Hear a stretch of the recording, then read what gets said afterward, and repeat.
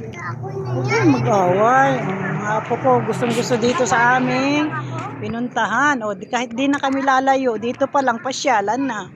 Ang ganda ng view. O, tingnan nyo. Ganda dito, oh. Dito lang siya sa... Oy, dito lang kayo! Dito lang ito sa Rosario, Tagaytay. Ganda ng view. O, hindi na kami lalayo. Dito pa lang, pwede na. Pasyalan na. Tara kayo dito, guys. Puntahan nyo rin dito, oh. At saka, ano, masarap din ang mga pagkain dito. Okay lang naman ang presyo. Kaya, baka bumalik-balik kami dito. Kasi sa view pa lang, panalo na. O, diba? Ganda kayo. Ganda dito. Tsaka sa loob, maganda rin. Ganda. Dito pa lang, pasyal na kami. Tuwan-tuwa mga apo ko. Kasi safe naman sila kahit magtakbo-takbuhan. Safe sila dito.